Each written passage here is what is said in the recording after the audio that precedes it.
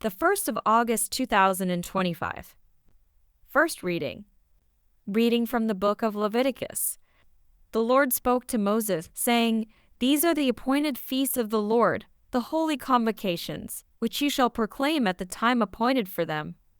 In the first month, on the 14th day of the month at twilight, is the Lord's Passover, and on the 15th day of the same month is the Feast of Unleavened Bread to the Lord. For 7 days you shall eat unleavened bread. On the first day you shall have a holy convocation.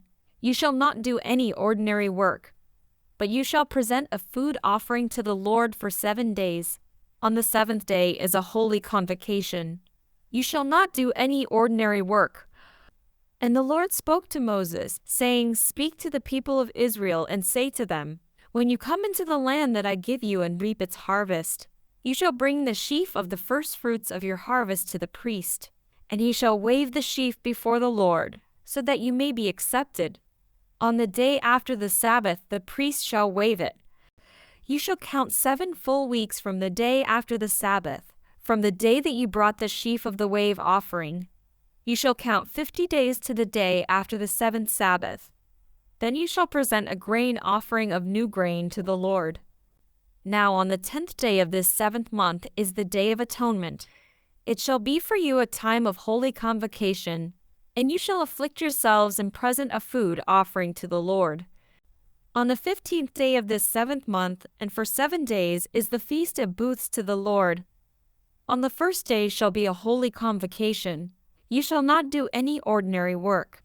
For 7 days you shall present food offerings to the Lord. On the 8th day you shall hold a holy convocation and present a food offering to the Lord. It is a solemn assembly. You shall not do any ordinary work. These are the appointed feasts of the Lord, which you shall proclaim as times of holy convocation, for presenting to the Lord food offerings, burnt offerings and grain offerings, sacrifices and drink offerings, each on its proper day." Responsorial Psalm. Sing joyfully to God our strength. Raise a song and sound the timbrel, the sweet-sounding lyre with the harp. Blow the trumpet at the new moon, when the moon is full, on our feast. Sing joyfully to God our strength. For this is a statute in Israel, a command of the God of Jacob. He made it a decree for Joseph, when he went out from the land of Egypt. Sing joyfully to God our strength. Let there be no strange god among you, nor shall you worship a foreign god. I am the Lord your God, who brought you up from the land of Egypt. Sing joyfully to God our strength. Gospel acclamation. Alleluia, alleluia.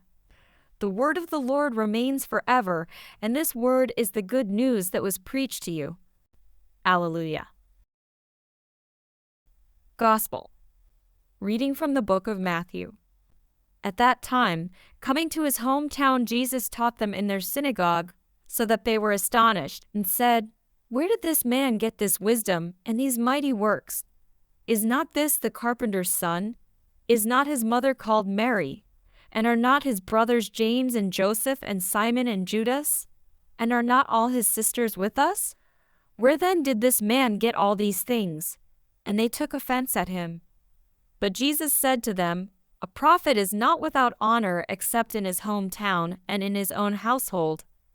And he did not do many mighty works there because of their unbelief. Gospel of the Lord.